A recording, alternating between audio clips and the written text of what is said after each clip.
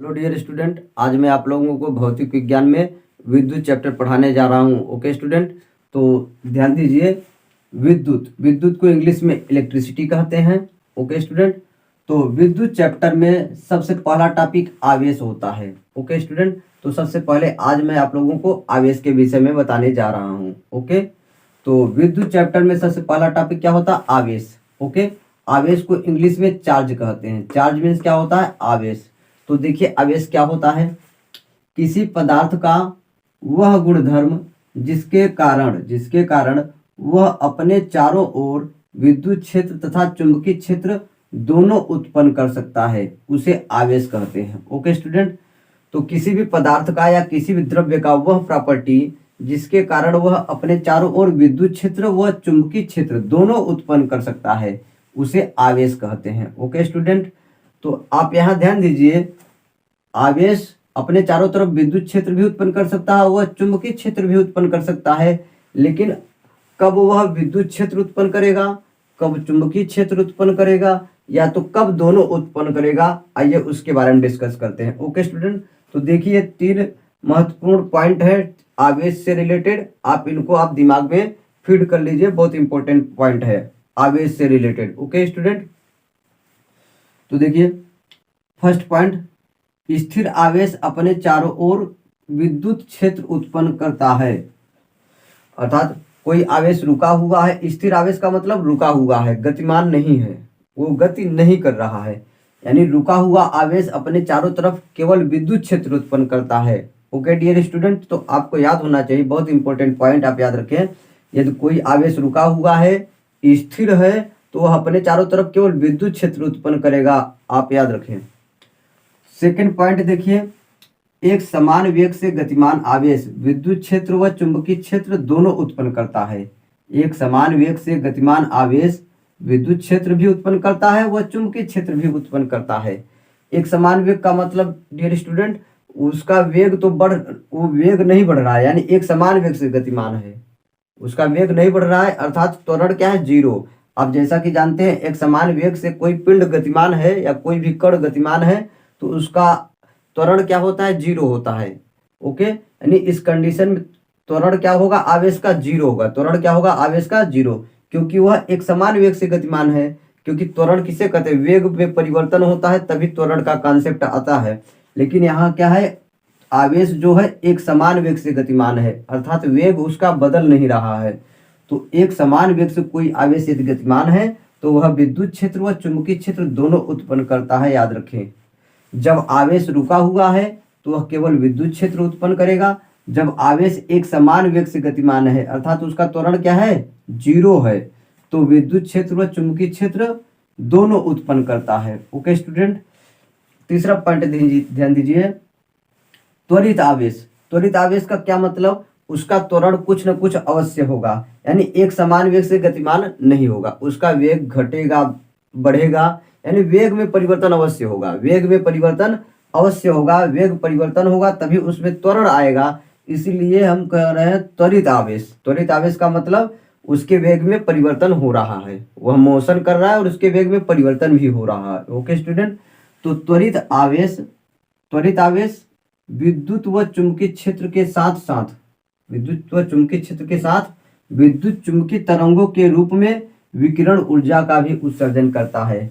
Important point याद रखें, ठीक है। यदि आवेश एक समान वेग से गतिमान है तो विद्युत व चुंबकीय क्षेत्र केवल उत्पन्न करेगा, एक समान वेग से गतिमान है, अर्थात उसका वेग नहीं बदल रहा है तब।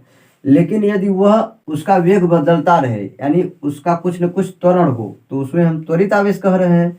तो त्वरित आवेश, ठीक है, त्वरित आवेश विद्युत व चुंबकीय क्षेत्र तो उत्पन्न करेगा ही, लेकिन साथ में वह विकिरण ऊर्जा भी उत्पन्न करेगा विद्युत चुंबकीय तरंगों के रूप में। ओके स्टूडेंट, तो आप ये तीनों पॉइंट आप याद रखें। एक बार मैं फिर से बता रहा हूं, आपको ध्यान से सुनिए।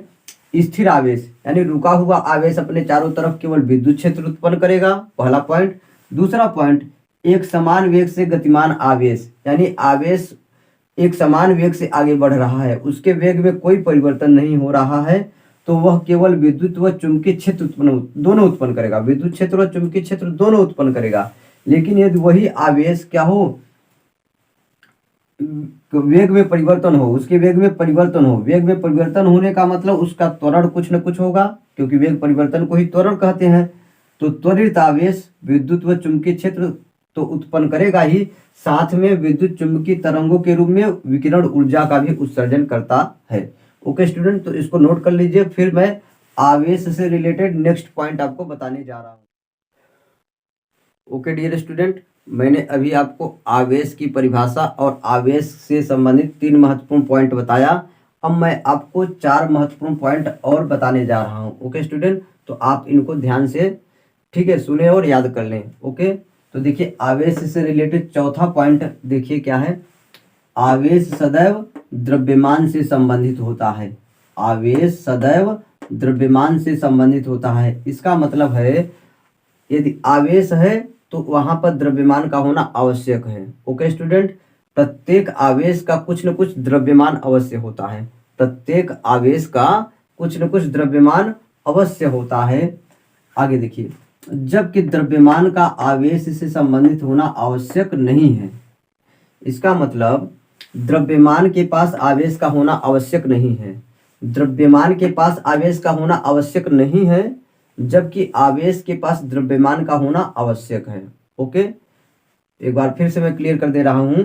आवेश के पास द्रव्यमान होना चाहिए, आवेश के पास द्रव्यमान होना चाहिए अनिवार्य रूप से, लेकिन द्रव्यमान के पास आवेश का होना अनिवार्य नहीं है। ओके, अगला पॉइंट 5वां नंबर देखिए। आवेश का मान वेग पर निर्भर नहीं करता है। आवेश का जो मान होता है, परिमाण होता है, वेग पर निर्भर नहीं करता है। अर्थात कोई आवेश है, क्यू कूलाम का आवेश है, या मान लीजिए 10 कूलाम का आवेश है। 10 कूलाम का आवेश क्या 20 मीटर पर सेकेंड, 20 मीटर पर सेकेंड के वेग से गतिमान है। 20 मीटर पर सेकेंड के वेग से गतिमान है। तो यदि उसी आवेश को 40 मीटर पर सेकेंड के वेग से गति कराया जाए तो उसका आवेश का मान उतना ही रहने वाला है। यानी आवेश का मान वेग के घटने या बढ़ने पर निर्भर नहीं करता है, आवेश का मान उतना ही रहता है। ओके, आवेश का मान वेग पर निर्भर नहीं करता है। बहुत ही महत्वपूर्ण पॉइंट है, याद रखें। आवेश का मान वेग पर निर्भर नहीं करता है, जबकि विशिष्ट आवेश वेग के बढ़ने पर घटता है। विशिष्ट आवेश, अब इंपॉर्टेंट चीज है, विशिष्ट आवेश किसे कहते हैं, विशिष्ट आवेश होता क्या है। तो याद रखिए, आवेश और द्रव्यमान, आवेश और द्रव्यमान के अनुपात को, आवेश को क्यू से व्यक्त करते हैं, द्रव्यमान को स्मॉल एम से। आवेश व द्रव्यमान के अनुपात को विशिष्ट आवेश कहते हैं, स्पेसिफिक चार्ज। ओके स्टूडेंट, एक बार फिर से, विशिष्ट आवेश किसे कहते हैं। आवेश और द्रव्यमान, आवेश और द्रव्यमान के अनुपात को विशिष्ट आवेश कहते हैं। विशिष्ट आवेश वेग पर निर्भर करता है, वो भी वेग बढ़ेगा तो विशिष्ट आवेश घटेगा। विशिष्ट आवेश वेग के बढ़ने पर घटता है, याद रखें। विशिष्ट आवेश वेग के बढ़ने पर घटता है। एक बार फिर से क्लियर कर लीजिए 5वां पॉइंट। आवेश का मान वेग पर निर्भर नहीं करता है। आवेश मैं कह रहा हूं, ध्यान दीजिए, आवेश का मान वेग पर निर्भर नहीं करता है। वेग घटे या बढ़े उतना ही वैल्यू रहता है। लेकिन विशिष्ट आवेश वेग के बढ़ने पर घटता है, वेग के बढ़ने पर घटता है। विशिष्ट आवेश कहते किसको हैं। आवेश व द्रव्यमान, कोई कण है, कोई ठीक है पदार्थ है, उस पर उपस्थित आवेश और उसके द्रव्यमान का अनुपात, आवेश व द्रव्यमान का अनुपात क्या कहलाता है, विशिष्ट आवेश कहलाता है। ओके स्टूडेंट, आगे देखिए 6वां पॉइंट।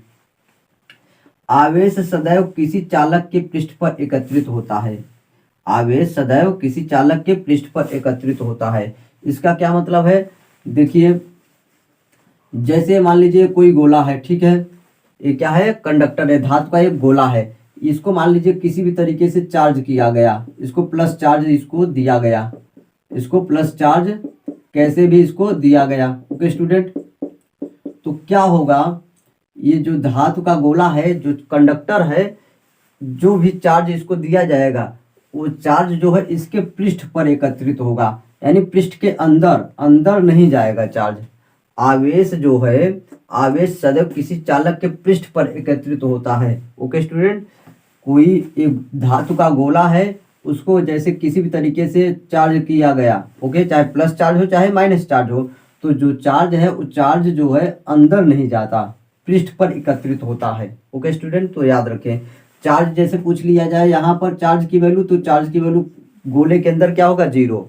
गोले के अंदर चार्ज की वैल्यू जीरो होता है। बहुत ही महत्वपूर्ण पॉइंट है, आप याद रखें चार्ज की वैल्यू गोले के अंदर क्या, कंडक्टर किसी धातु के गोले के अंदर क्या होता है, जीरो। ओके, जो भी चार्ज करेंगे देंगे उसको उसके पृष्ठ पर इकट्ठा होगा बस। ओके, नेक्स्ट, आवेश का प्रवाह सदैव उच्च विभव से निम्न विभव की ओर होता है। ये भी याद रखिए, क्योंकि विभव अभी आप ज़्यादा नहीं जानते, विभव के बारे में मैंने कुछ नहीं बताया, आपको ये चीज़ें आगे समझ में आएगा और इसका भी इम्पोर्टेंट आपको आगे समझ में आएगा जब मैं आपको आगे पढ़ाऊंगा तब।